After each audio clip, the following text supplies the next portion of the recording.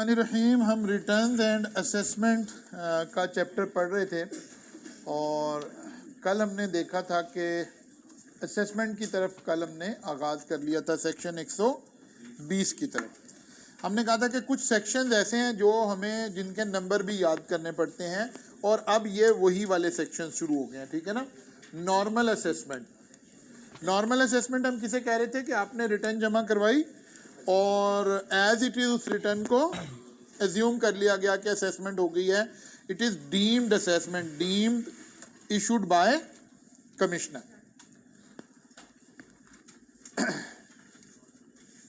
फिर इस सिस्टम के अंदर हमने देखा कि रिटर्न अगर मांगी जा सकती है तो कितने अरसे के लिए मांगी जा सकती है। इस वाली बात को कल हमने थोड़ा सा एलेबोरेट कर लिया था। फिर एक आ गया था best judgement assessment. Best judgement assessment कब की जा सकती है? जब पर्सन फेल्स टू, और यहाँ 3 4 5 बातें लिखी हुई थी, इसको हमने डिटेल में डिस्कस कर लिया था। तो फिर जो कमिश्नर है उसके पास जो अवेलेबल इंफॉर्मेशन है, कमिश्नर में अवेलेबल इंफॉर्मेशन के ऊपर ये एक असेसमेंट फ्रेम करे और उस असेसमेंट को इशू कर दे और उसके अंदर बता दे कि भाई कितना टैक्स बनता है, कैसे बनता है, क्या टाइम लिमिट है। ये सारी बातें कल हमने कर ली थी। तो 2 सेक्शन हम कल कंप्लीट कर गए थे रिगार्डिंग 120 एंड 121। ये वाला काम भी कर गए थे ना। 121 कंप्लीट हो गया था हमारा। Time limit for best judgement assessment ये भी कर लिया था। अच्छा जी,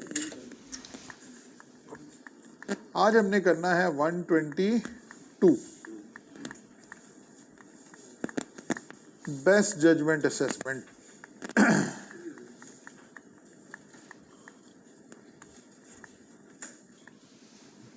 अमेंडमेंट ऑफ असेसमेंट।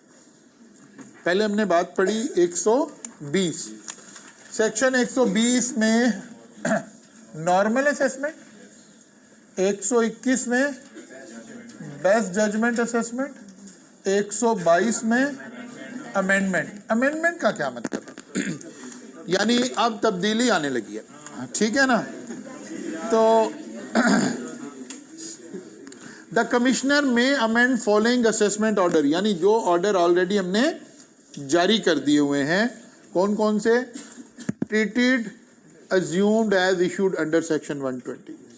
इसका मतलब है, अभी देखेंगे कि कब ये अप्लाई कैसे, किन सर्कमस्टांसिस में करना है। 120 के वो असेसमेंट ऑर्डर जिनको हमने डीम तो कर लिया था, लेकिन अब हमें लग रहा है कि इसमें कोई अमेंडमेंट रिक्वायरमेंट हो गई है, या बेस्ट जजमेंट असेसमेंट 121 में जो की गई है। By making such alteration addition as he may considered necessary. अगर कमिश्नर को लगे कि कुछ एडिशन होनी है, कुछ ऑल्ट्रेशन होनी है, तो वो इन 2 ऑर्डर को क्या कर सकता है? अमेंड कर सकता है। किस सेक्शन में लाकर? 122 में लाकर। Where taxpayer furnished a revised return under section 114, अगर किसी ने अपनी रिटर्न खुद ही रिवाइज की है तो it will be considered that commissioner has made an amendment of taxable income and tax as mentioned in revised return। वो कहते हैं अगर किसी ने 120 में रिटर्न जमा कराई थी और हमने 120 को पढ़ा था कि पहले 60 दिन क्या कर सकते हैं, अगर उसने दोबारा अपनी रिटर्न रिवाइज कर ली तो क्या अज्यूम किया जाएगा? It will be considered that commissioner has made an assessment of taxable income and tax as mention in the revise return. क्योंकि 120 में तो जब हम जमा कराते हैं तो वो तो डीम्ड असेसमेंट होती है ना, तो हमने दोबारा उसको डीम कर लिया। Revised return shall be considered as amended assessment order issued by commissioner on the day the return was revised या furnished। Time limit for amendment, यानी 120 और 121 के जो ऑर्डर हुए हैं, इनको हम 122 में लाकर कब तक अमेंड कर सकते हैं? कभी भी कर सकते हैं, कोई टाइम लिमिट लगाना है। वो कहता है जनाब फर्स्ट अमेंडमेंट किस में? 120 में या 121 में। An assessment order can be amended within 5 years from the end of the financial year in which the commissioner has issued or is treated to have issued original assessment order. Treated to have issued का मतलब 120 है और commissioner has issued का मतलब 121 है। बात समझ आ रही ना? कमिश्नर ने 120 में और 121 में दोनों में हमने अज्यूम किया हुआ ना कि ये कमिश्नर ने, क्योंकि 120 को भी हमने कहा कमिश्नर ने इशू किया, वो कहता है 5 साल के अंदर अंदर आप अमेंडमेंट कर सकते हैं, लेकिन 5 साल कहाँ से लेने हैं? With in 5 year from the end of financial year. मसलन हमारी रिटर्न जमा हुई 30 सितंबर 2024 को, टैक्स ईयर 2023 को, टैक्स ईयर 2023 की रिटर्न गई, 30 जून 2023 की return, 30 September was the last day for filing the return. अब ये रिटर्न हमने जमा करा दी, ये 120 में असेसमेंट कहलाई। अब ये रिटर्न कब तक अमेंडमेंट की जा सकती है? 122 में लाकर। वो कहता है रिटर्न कब जमा करवाई है? With in 5 year from the end of the financial year in which commissioner has issued. And करें जी इसका एंड हुआ 30/6/2024। अब यहां से 5 ईयर, ठीक है ना? इसका मतलब है 2025, 2026, 2027, 2028, 2029, 30 जून 2029 तक अमेंडमेंट की जा सकती है पहली दफा। क्लियर हो गई? इनमें से किसी भी टाइम पर अमेंडमेंट की जा सकती है कि भाई आपने ठीक रिटर्न जमा नहीं करवाई थी, इसमें टैक्स ज़्यादा बनता था, इसमें ये प्रॉब्लम थी, इसमें ये प्रॉब्लम थी, ये सारा काम किया जा सकता है। पहला तो हम सीख रहे हैं कि भाई टाइम कैसे कैलकुलेट हो रहा है। टाइम जब रिटर्न जमा होती है, जिस साल में जमा होती है, पहले उसको एंड होने दिया जाता है और फिर वहाँ से लिमिट अप्लाई होती है। With in 5 year from the end of the financial year in which the commissioner has issued. अच्छा जी, फिर आ गई बात जी, अगर एक दफा अमेंडमेंट कर दी तो क्या फिर दोबारा अमेंडमेंट हो सकती है? वो तो बिल्कुल हो सकती है। जितनी दफा हमें रिटर्न में कोई प्रॉब्लम नजर आए, हम उतनी दफा ही रिटर्न को क्या कर सकते हैं? असेसमेंट को क्या कर सकते हैं? अमेंड कर सकते हैं, फर्दर अमेंड कर सकते हैं। तो कहता है भाई सब्सीक्वेंट अमेंडमेंट कैसे हो सकती हैं? Commissioner may further amend as many time as may be necessary the original assessment within the later of 5 year from the end of the financial year in which the commissioner has issued or is treated to have issued। 5 साल, ये date तो उसी तरह ही calculate है, ठीक है ना? लेकिन एक और बात आ गई, 1 year from the end of the financial year in which amendment was passed। अब जरा गौर करते हैं, इस वाली बात को समझना है थोड़ा सामने। ये हमने जनाब एक रिटर्न जमा करवाई थी, ये रिटर्न कब तक रिवाइज हो सकती थी? 30 जून 2029 तक। फर्ज कर लें हमने एक बंदे को नोटिस जारी कर दिया 15/11/2024 को, ठीक है, कि भाई आपकी रिटर्न में कुछ गलतियां हैं तो इसको फिर रिवाइज करना है। क्या ये रिवाइज हो सकती है?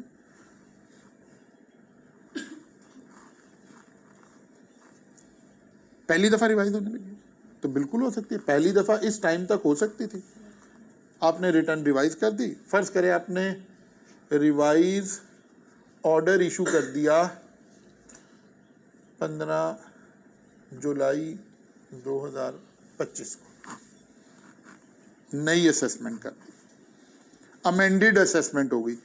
कहाँ हुई? 122 में। कौन से वाली कैटेगरी में? इस कैटेगरी में फर्स्ट अमेंडमेंट हो गई। आप ठीक होगी बात? क्या ये हो सकती थी? ये देखने के लिए हमें सिर्फ एक चीज देखने की जरूरत थी कि भाई ये 5 साल का टाइम है ना, इसके अंदर ही कर रहे हैं, बिल्कुल इसके अंदर कर रहे हैं, ओके, हो गई। फिर दोबारा हमें इस कोई डिस्क्रिपेंसी नज़र आ गई, क्या अब दोबारा ऑर्डर इशू कर सकते हैं? वो कहता है बिल्कुल कर सकते हैं, लेकिन अब टाइम कैसे कैलकुलेट करना है? कह रहा जी पहले ए तो पुराना टाइम 30/6/2029, दूसरा time with in 1 year from the end of the financial year in which amendment was, amendment कब हुई है? पहले इसको क्लोज करें 30/6/2026, अब 1 साल, इसका मतलब है 30/6/2000, तो दूसरी डेट आ गई 30/6/2000, विच एवर इज लेटर।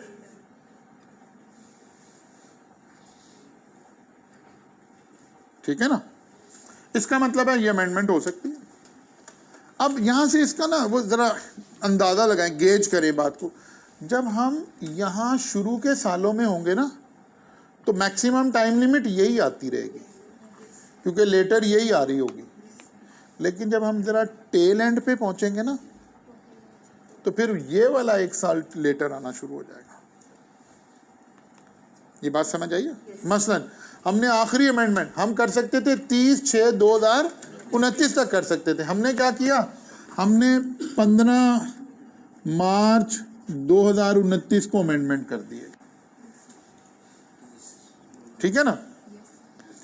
अब फिर हम अमेंडमेंट करना चाह रहे हैं, क्या ये हो सकती है? अब पहली बात है, हमने यहां अमेंडमेंट की, इसको क्लोज करें 30/6/2029, 1 साल 30/6/2030, बी पार्ट ये आ जाएगा, ए तो यही रहेगा, विच एवर इज।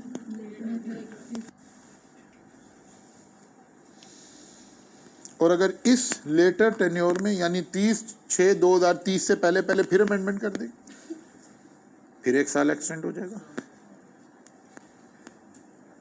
फिर अमेंडमेंट कर दें, फिर 1 साल अमेंड हो जाएगा। ऐसे क़यामत तक चल सकता है ये सारा काम, अगर हर दफा होता रहे। हाँ, ये अलग से भी पढ़ेंगे कि क्या ऐसे बार बार अमेंडमेंट हो सकती है? भी हो सकती है ना, जब मेरी कोई डिस्क्रिपेंसी नजर आए। और अगर मैंने अपनी सारी चीजें ही 100% ठीक डिक्लेयर की हुई हैं, तो फिर तो पहली दफा भी अमेंडमेंट नहीं हो सकती। लेकिन अगर मेरी सारी असेसमेंट, सारी रिटर्न ही गलत है, कभी इदारे को एक चीज पता चल जाती, कभी दूसरी चल जाती, कभी तीसरी चल जाती, तो ओके, फिर ऐसे चलेगा।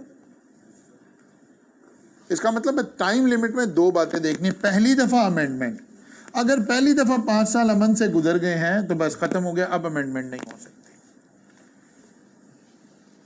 लेकिन अगर अमेंडमेंट हो गई है तो दोबारा अमेंडमेंट देखने के लिए लॉ कहता है फिर 2 टाइम लिमिट निकालने हैं, एक यहां वाली डेट और एक with in 1 year from the end of the financial year in which first assessment was, last amendment was made. वहां से देखेंगे विच एवर इज लेटर। जी एक ही साल की रिटर्न की अमेंडमेंट आ रही है, एक ही साल की रिटर्न की अमेंडमेंट आ रही है। 1 साल का उसूल लगा ना, फिर अगले साल पर सेपरेटली उसके लिए बनेगा इसी तरह, फिर उसके लिए, यानी हर दफा ये देखा जाएगा कि क्या आपको अमेंडमेंट ऑर्डर इशू हो सकता है कि नहीं हो सकता। मसलन देखिए जरा,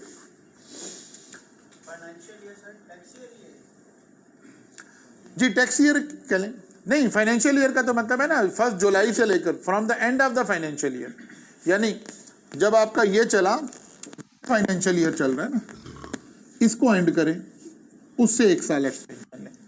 अभी यहां समझ भी आएगी आपको बात थोड़ी और। देखें जी, अब सवाल कैसे पूछेगा एग्जाम में। Mister Aamir file a return of tax year 2020 on 30th September 2020। ठीक है, identify the date by which amendment of assessment can be made by commissioner। वो कहता है अगर एक रिटर्न हमने 30/9/2020 को जमा करवाई है तो बताइए अमेंडमेंट कब तक हो सकती है। पहले इसको क्लोज करें, ये 2021 बन गया, वहां से 5 साल, ठीक है ना, वहां से 5 साल। ठीक है, कैसे जी? पहले हमने रिटर्न कब जमा करवाई है? 30/9/2021, इसको एंड करें 30/6/2021, यहां 5 साल ऐड करें, तो 30/6/2026 तक नोटिस जारी किया जा सकता है फर्स्ट अमेंडमेंट के। क्लियर होगी बात जी? अच्छा जी।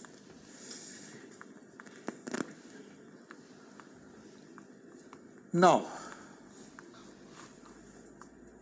on 30th September 2021 commissioner want to issue notice for first amendment of assessment।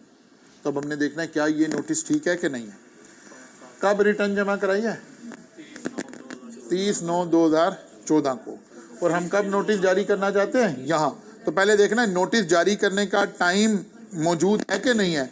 तो पहले वही कैलकुलेशन करेंगे कि भाई उसूल हमें पता है। ये पहले हमने कहा जी रिटर्न कब फाइल हुई है? 30/6/2014। एंड कब हुआ? 15 में 5 20। इसका मतलब है 30/6/2020 को ये टाइम एक्सपायर हो गया। 1 जुलाई 2020 को भी नोटिस जारी नहीं हो सकता। ठीक होगी ना बात? तो सबसे पहले तो हम ये बाल दफा एग्जामिनर इस तरह की सिनेरियो बनाकर आपसे पूछ रहा होता है कि यार बताइए कि ये रिटर्न हम यहाँ जमा करा सकते हैं, ये नोटिस मैं इशू कर सकता हूँ कि नहीं कर सकता। तो अपने टाइम लिमिट से कैलकुलेट कर लेना। फर्स्ट अमेंडमेंट कैसे कैलकुलेट होगी? अच्छा जी। फिर एग्जामिनर किस तरह की बातें कर सकता है? फर्दर अमेंडमेंट से रिलेटेड। मसलन जी mister Aamir file a return of tax year 2020 on 30th September 2020. He was selected for audit and the first amendment of assessment took place on March. Identify the date by which second amendment of assessment can be made by tax authority.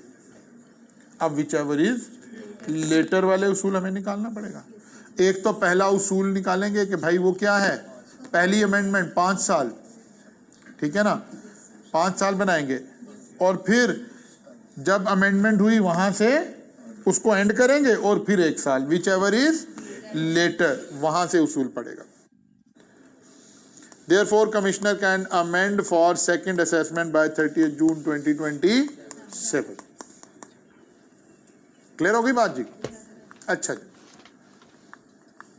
Now वो कहते हैं Aamir file return tax year 2020 on 30th September. He was selected for audit for the first amendment of assessment took place on March.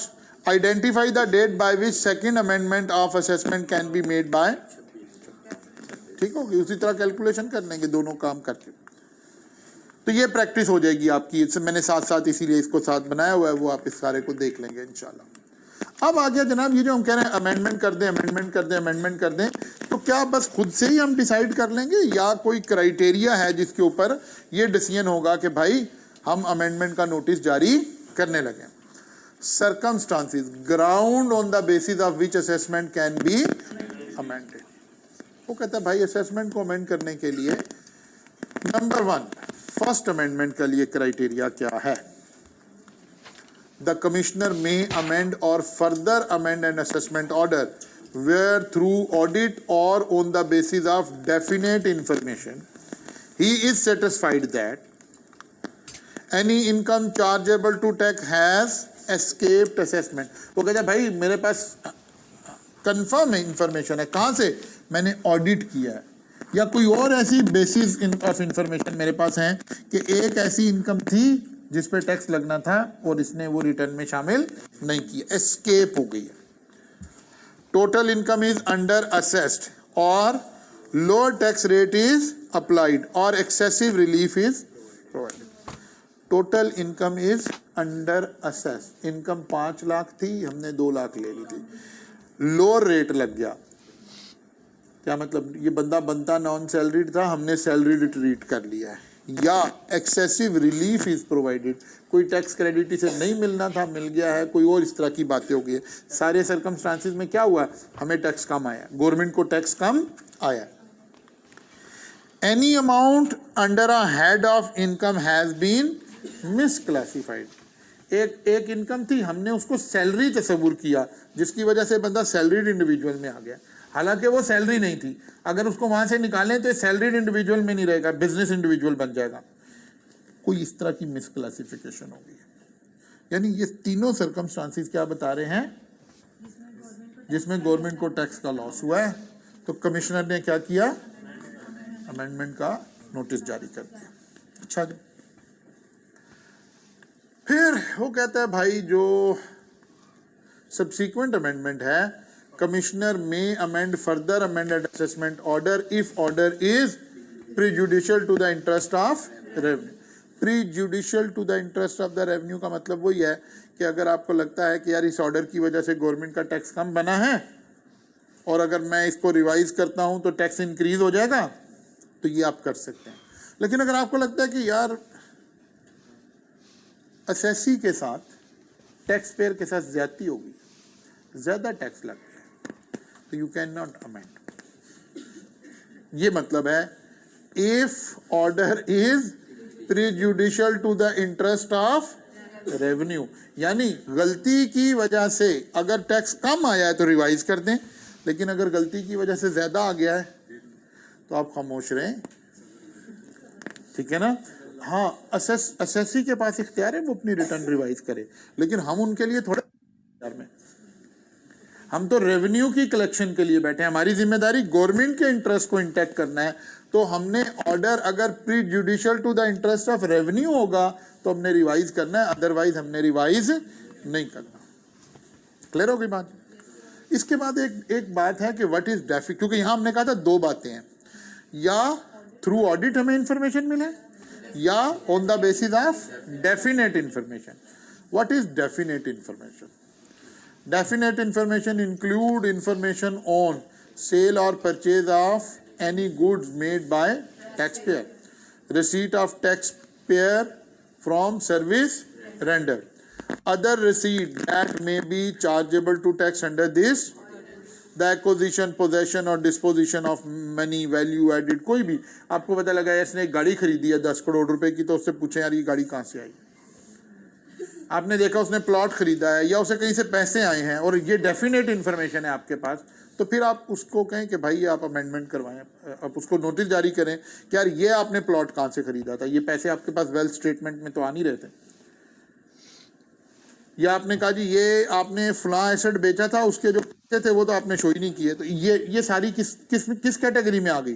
Definite information. या section 177 में कल हमने देखा था कि ऑडिट हमने कुछ 10% लोगों को सिलेक्ट करना था ना जिनको ऑडिट करेंगे। ऑडिट में हमारे पास इंफॉर्मेशन आई है कि यार इसने सारी इनकम ठीक डिक्लेयर नहीं की, फिर अमेंडमेंट करेंगे। Amendment hit and trial base पे नहीं करेंगे कि चलो नोटिस जारी कर देते हैं फिर देखते हैं क्या होगा, नहीं। First you must have definite information और इंफॉर्मेशन ऑब्टेन थ्रू ऑडिट, फिर आप अमेंडमेंट करेंगे। अब जाहिर है ये वाली जो बात हमने यहाँ समझने के लिए, कॉन्सेप्ट को बिल्ड करने के लिए ये बात समझी कि यार ये बार बार अमेंड हो सकता है, बार बार अमेंड हो, नहीं, इतने एरर तो नहीं होंगे ना मेरे उसमें कि हर साल ये अमेंड हुए जा रहे हैं।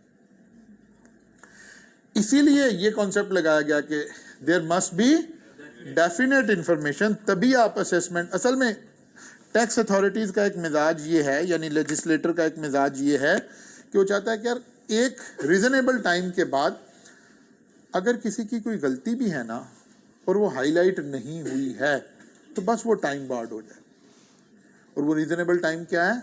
5 year from the end of the assessment year, ठीक है ना, फाइनेंशियल ईयर, यानी तकरीबन मोटे मोटे 6 साल। 6 साल तक अगर कोई आपकी कमी कोताही नहीं पकड़ी गई तो बस फिर समझें कि वो ठीक हो गया, खत्म हो गई बात। 6 साल के बाद अगर कोई कमी कोताही सामने आई भी है तो एक नॉर्मल इंसान की वो कमी कोताही खत्म हो गई है, टाइम बार्ड हो गया केस आपका। A change of opinion is not a definite information or make the assessment erroneous. A change of opinion is not definite information. अच्छा जी, ये चेंज ऑफ ओपिनियन क्या है?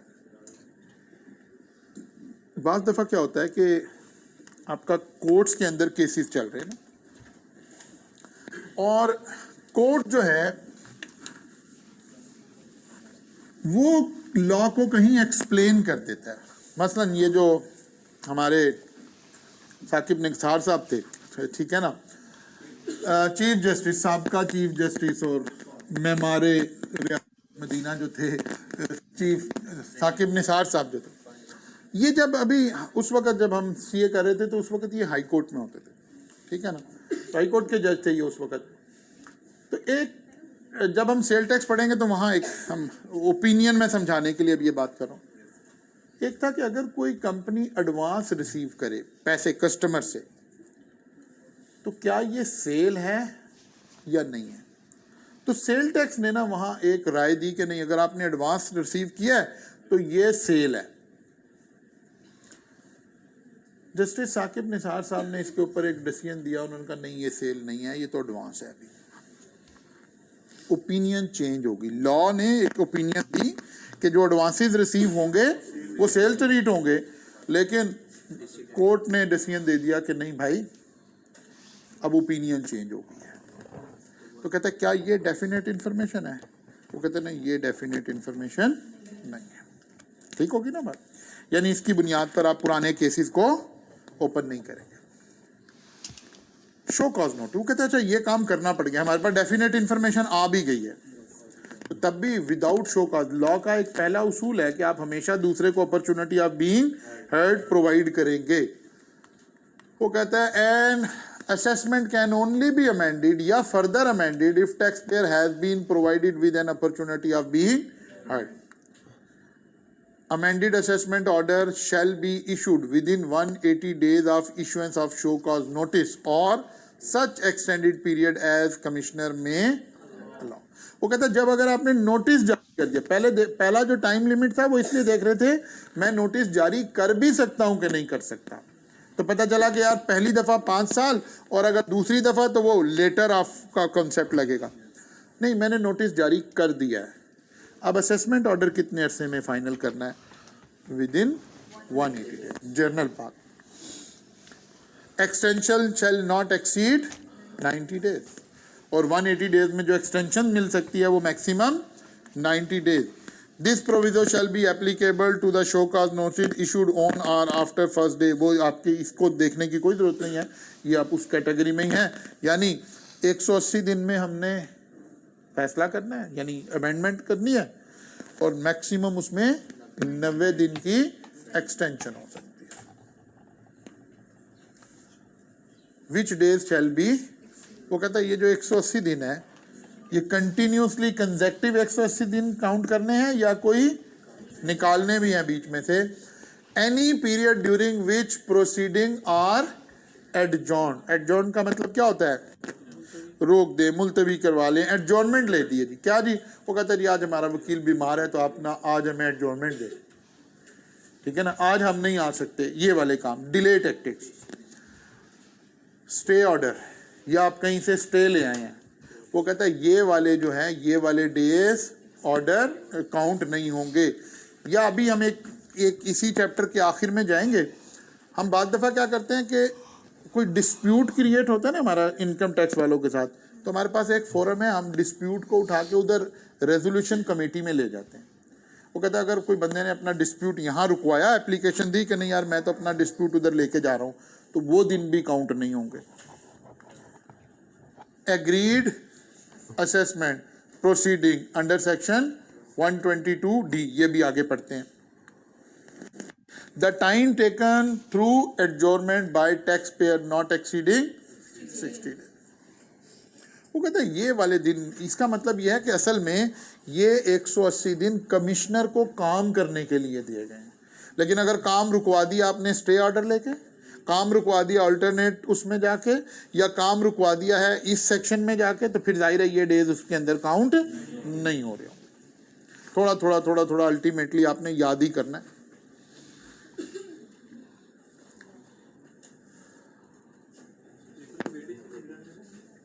इस एरिया की return assessment and appeals total 10 marks, ठीक है ना। हाँ, रिकॉर्ड भी इसमें, रिकॉर्ड में से कुछ नहीं आता, 5 मिनट की बात है, रिकॉर्ड इज नॉट इम्पॉर्टेंट। लेकिन यहाँ से 10 से 12 नंबर 15 नंबर आप ध्यान में रखें, आ भी जाते हैं नहीं भी आते। पिछली 2 अटेम्प्ट से इसे इग्नोर किया हुआ इस एरिया को, लेकिन जाहिर है जो इग्नोर एरिया है वो इम्पोर्टेंट हो जाता है आपकी अटेम्प्ट में। अच्छा जी, 122 है जिसका जिक्र यहाँ आ रहा है 122 ABCD तक अभी हमने जाना है 122 से रिवीजन बाय अभी तक हम क्या कर चुके हैं 120 121 122 120 में रिटर्न हमने जमा कराई असेसमेंट बन गई है 122 में we are fail to furnish the return और जो अवेलेबल इंफॉर्मेशन थी उसकी बेस पर असेसमेंट ऑर्डर कमिश्नर ने जारी कर दिया 122 में इन दोनों ऑर्डर में अमेंडमेंट की बातें हो रही है ठीक है ना 122 ए रिवीजन बाय कमिश्नर अच्छा जी the commissioner can suo moto call for record of proceeding in which order is passed by officer Commissioner may make revision in order passed by his subordinate. Order of revision shall not be prejudicial to. अब ये बात समझें क्या हुआ ये जो commissioner है ना बैंक में ऊपर है इस कमिश्नर के ये वाले दोनों जी ये उनका बॉस है बेसिकली नहीं चीफ नहीं चीफ इसका बॉस है उसका इस अगली स्लाइड में जिक्र आना है ठीक है और जो सही वाला चीफ है वो सबका बॉस है ठीक है ना अच्छा जी तो वो ना सबर करो अब जरा गौर करो ये वाला कमिश्नर ओहदे में इससे सीनियर है इसका बॉस है इसको कह रहे हैं कि ये suo moto एक्शन लेगा suo moto का मतलब है अपनी मर्जी से एक्शन लेगा मैं एज ए टैक्स पेयर इसके पास नहीं जा सकता कि यार देखें आपके अंडर वो जो कमिश्नर है ना मेरे साथ ज्यादती कर रहा है मेरे असेसमेंट गलत कर रहा है ये नहीं मैं कर सकता बल्कि कमिश्नर का खुद दिल करे कोई फाइल मंगवाए अपने सबॉर्डिनेट से और उसे चेक करे लेकिन साथ ही इसके हाथ बांध दिए उसे कहा कि यार आपने ना असेसी को यानी टैक्स पेयर को फेवर देनी है उसके अगेंस्ट नहीं जाना यानी जब आप रिवाइज करोगे तो आप टैक्स लाइबिलिटी कम कर सकते हो बढ़ा नहीं सकते देखिए यहाँ लफ्ज उल्ट लिखा हुआ है order of revision shall not be prejudicial to tax payer revenue नहीं prejudicial to tax payer means इस रिवीजन में मेरी टैक्स लाइबिलिटी कम हो सकती है बढ़ नहीं सकती ये मेरे फेवर में suo moto ले सकता है लेकिन इतने लोग हैं तो वो इंटरेस्ट ही क्या है उसका कमिश्नर का दूसरे का कि वो किसी भी कौन सा मोबाइल आया नया मोबाइल कौन सा आया कौन सा 15 आया कितने का आ रहा है डब्बा बंद पैक करा के कमिश्नर को भेजना है वो ले लेगा suo moto बात समझ आ रही है तो suo moto का तो मतलब यही है हमारे मुल्क में वैसे तो इसका मतलब यह है कि he is the custodian of his office वो टेक केयर रखे निचले ऑफिसर्स को जो उसके नीचे काम कर रहे हैं उन्हें ये पता रहे कि यार बॉस जो है एक्शन ले सकता है कोई ज्यादती हुई है तो भाई ये बॉस खुद देख लेगा बस सिर्फ एक रिस्ट्रिक्शन लगाई है बॉस खुद देख लेगा हम एप्लीकेशन नहीं दे सकते बस सिर्फ इतनी बात है ठीक है ना अच्छा जी इसके बाद आ गया जनाब commissioner can not revise the order पहले हमने कहा जी कमिश्नर रिवाइज कर सकता है लेकिन कुछ ऑर्डर रिवाइज नहीं कर सकता कौन से order commissioner can not revise the order if appeal is filed against assessment पहली बात एक बंदे ने ऑर्डर पास किया 121 का टैक्स पेयर ने उठा के कमिश्नर अपील के पास अपील दायर कर रखी है तो अब तो केस को हम क्या कहते हैं सब जुडिस हो गया यानी मामला अदालत में है तो अब तो ये उसको नहीं ना रिवाइज कर सकता time for making appeal is yet there कल हमने बात की थी जब असेसमेंट ऑर्डर इशू होता है तो वहाँ लिखा होता है time manner of appeal time normally 30 days है तो अगर 30 डेज अभी पेंडिंग है तो फिर अभी आप ना करें हो सकता है असेसी जो है वो इसके अगेंस्ट अपील में जाना चाहता हूं तो ये भी आपने अमेंडमेंट नहीं करनी if any order is re-amended back to any lower authority by commissioner for modification, alteration, implementation of direction or de novo proceeding yani proceeding from start the order shall issued by lower authority in 120 days वो कहते हैं अगर इस तरह का कोई काम हो गया यानी if any order is remanded back to any lower authority by commissioner, इसने कहा कि यार बजाय इसके कि खुद अमेंडमेंट करता, इसने ऑफिशियल को कहा कि यार इसमें ना ऑल्ट्रेशन करके लाओ, इसकी इम्प्लीमेंटेशन ये करो, कोई डायरेक्शन दे दी हैं, या उसे कहा नहीं यार आप एक काम करो, शुरू से दोबारा नया फ्रेश माइंड अप्लाई करो इसके ऊपर, जो पहले अमेंडमेंट किए ना इसे सारे को छोड़ दो। इसको क्या कहते हैं? De novo proceeding.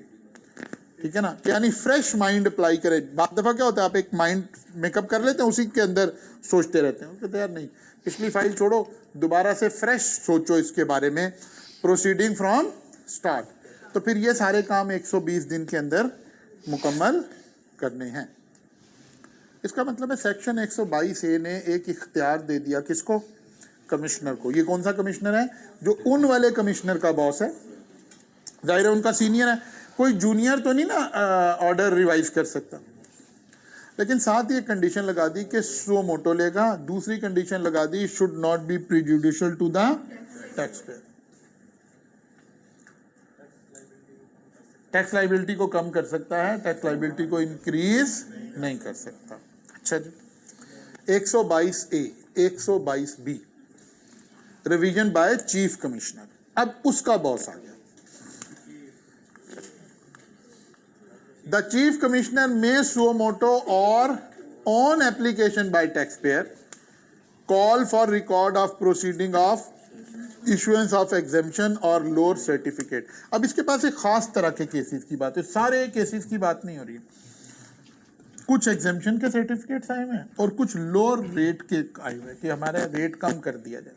ये खास किस्म की असेसमेंट है, इनसे रिलेटेड बातें हो रही है। इनसे रिलेटेड ये सू मोटो भी ले सकता है, और अगर क्लाइंट को लगे, टैक्स पेयर को लगे कि मेरे साथ ज्यादती हो रही है, तो वो इसको एप्लीकेशन भी दे सकते हैं कि जनाब हमारे केस को आप देखें, नीचे तो बंदा हमारे साथ पर्सनल हो रहा है, ज्यादती कर रहा है, तो आप इसको देख लें। दोनों इसके, लेकिन पिछले वाले के पास दोनों इख्तियार नहीं थे। हम एप्लीकेशन नहीं दे सकते, सिर्फ मोबाइल सेट दे सकते हैं। ठीक है ना? अच्छा जी, he can call for record when order is passed by his subordinate। Chief Commissioner may make revision in order of his subordinate। अच्छा, 120 122 122A 122B। अब आ गया C, डिलीट हुआ, और आ गया D, agreed assessment in certain cases, जिनका अभी हम पीछे जिक्र कर रहे थे। यहाँ जिक्र आ रहा था कि यार 122 को निकाल देंगे, वो जो टाइम लिमिट की कैलकुलेशन में बात कर रहे थे ना, यहाँ 122D की, 122D 122D ये क्या कहता है? If a tax payer after receiving show cause notice for amendment of assessment, notice आ गया आपको, intend to settle his case. वो कहते हैं अगर कोई बड़ा आदमी है और वो कोई सेटल करना चाहता है केस, क्योंकि एक प्रॉब्लम है कि केसेस तो हम बना देते हैं बहुत सारे, लेकिन केसेस बनाकर जब वो अदालत में जाते हैं, सारा चलते हैं, तो उन केसेस की हकीकत आखिर में वैसी निकलती है जैसी आजकल मियां नवाज शरीफ साहब के केसेस की निकल रही है कि पहले हमने केसेस बनाने पे अरबों रुपया लगा दिया, उनके ऊपर डिसीजन कराने पे अरबों रुपया लगा दिया, और अब उन सारे केसेस को वही जजेस, वही निज़ाम बैठा हुआ क्या कह रहे हैं, नहीं भाई इससे तो नेक बंदा ही कोई नहीं था। ठीक है ना? तो ये वाले काम ना हो जाए, इसीलिए नैब के ऑर्डिनेंस के अंदर भी एक बड़ा इख्तलाफ मौजूद है। तनकीद हम लोग करते हैं कभी कि नैब में भी जब किसी का केस बनता है तो वहाँ लॉ में ये प्रोविज़न मौजूद है कि कोई बंदा प्री बार्गेन कर सकता है कि यार आप मेरा केस ना चलाओ, मैं आपके कितने पैसे बनते हैं आपके हिसाब से, 5 अरब रुपए की मैंने करप्शन किया, मैं 1 अरब रुपया वापस करता हूँ, 4 अरब मुझे छोड़ दो। तो वहाँ लॉ का इंटेंशन ये है कि यार ये अभी तो अरब दे रहा है ना, वो भी नहीं आने बाद में, हमने ही से बाइज्जत बरी करना है, तो वही ले लेते हैं। वहाँ इंटेंशन ये है कि चलो वो जिसे कहते हैं ना भागते चोर की लंगोटी से, यहाँ भी वही प्रोविजन, पहले ये नहीं होती थी। ये वाली प्रोविजन जो है ये पिछले सालों में 1-2 सालों में इंसर्ट की गई 122D। जी जाहिर है ये सारे यूं नहीं लोगों के काम है सारे। If a taxpayer after receiving show cause notice for amendment of assessment intend to settle his case, he may file offer of settlement in prescribed form before assessment oversight committee in addition to filing reply to। वो कहता है एक तो जो commissioner ने आपको show cause notice दिया ना, कमिश्नर को तो गोलमोल को एक जवाब देना थोड़ा सा, और साथ ही कहे कि यार मुझे ना ओवरसाइट कमेटी में मेरा केस भेज दें, मैं अपना केस सेटल करना चाहता हूं आपके साथ। ठीक है ना, मिल मुला के कोई दरमियाना रास्ता निकाल देते हैं। The committee after examining offer may call for record of the case and after affording opportunity of being heard to taxpayer may decide to accept or modify offer। मसलन कहता है शोकाज नोटिस आ गया जी आपकी तरफ हमारा, क्योंकि जब शोकाज नोटिस आता है उसमें लाइबिलिटी बनाई होती है कि जी 25 लाख रुपए आपका तरफ टैक्स निकलता है। इसने उधर एक ओवरसाइट कमेटी को कहा कि यार 25 लाख तो ये गलत कह रहे हैं, मेरी तरफ 8-10 लाख रुपया निकलता है, मैं जमा करा देता हूँ। कमेटी वालों ने इसको बुलाया, इससे किया, उसने कहा नहीं यार 15 लाख रुपया जमा कराओ, चलो तुम्हारी जान छोड़ देते हैं। ये वो वाला काम हो रहा है। अब जितने दिन ये वाला काम हो रहा है वो दिन 180 में से निकाले हो ना, क्योंकि उतने दिन उधर काम तो नहीं हो सकता, इसलिए वहां लिखा हुआ था कि फिर ये वाले डेज भी निकाल दें। बात समझ आ गई है? The opportunity of being heard to taxpayer may decide to accept or modify the offer of the taxpayer through consensus and communicated decision to taxpayer। Through consensus का मतलब है अगर वहां 3 लोग बैठे हैं ओवरसाइट कमेटी में तो तीनों का एग्री होना जरूरी है। नॉर्मली जब कोई बेंच बनता है तो डिसीजन मेजॉरिटी से होते हैं, लेकिन यहां लिखा हुआ है कंसेंसस से होगा। ठीक होगी ना बात? अच्छा जी,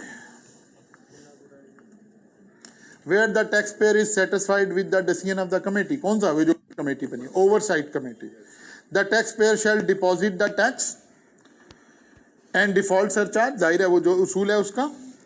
Commissioner shall amend assessment according to the committee decision after tax payment as per decision of the committee।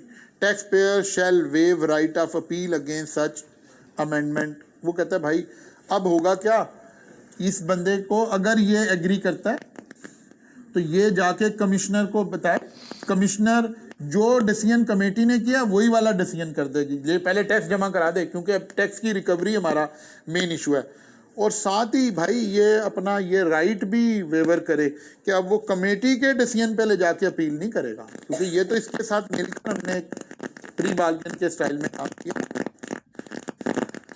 Commissioner shall amend assessment according to committee decision after payment of tax as per decision of the committee. Taxpayer shall waive right of appeal against such amendment assessment and no further proceeding shall undertaken to issue decided by the committee if tax as per clause C has been deposited। कहता है बस अब इसका कोई हमारा झगड़ा नहीं है, सीधा प्राइम मिनिस्टर ही बनाना है। रिकवरी का प्रोसीडिंग शुरू कर लिया।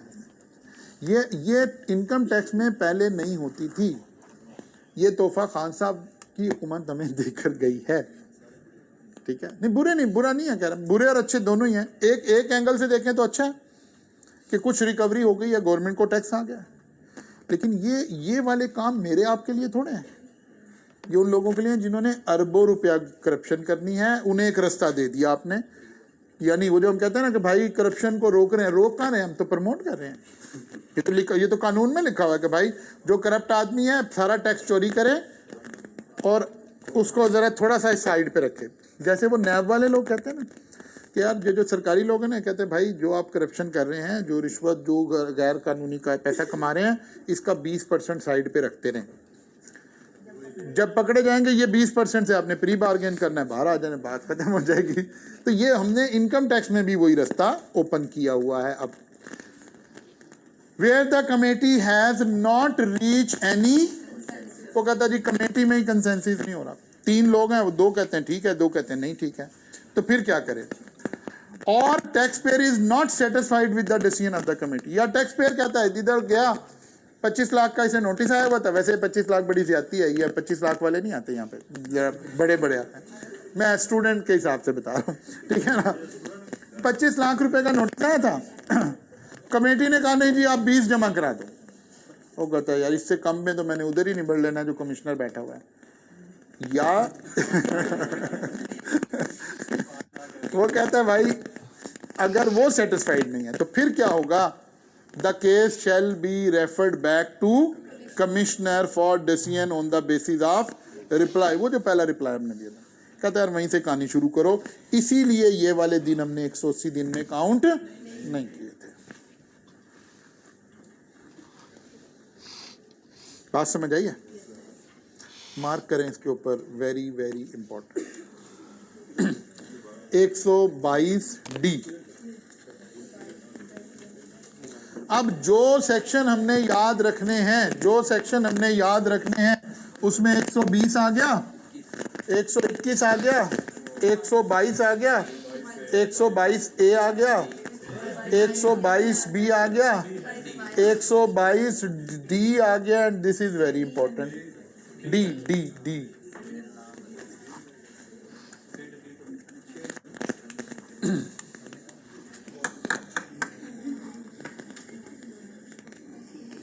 अब यहां जरूरी नहीं है एग्जामिनर आपको ये कहे कि वो क्या पूछ रहा है, वो ऐसे भी सवाल बना सकता है, what is the procedure under section 122D।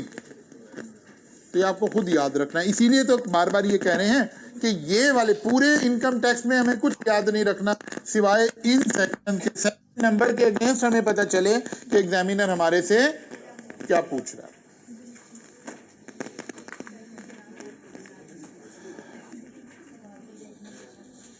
बात समझ आई है कि नहीं आई?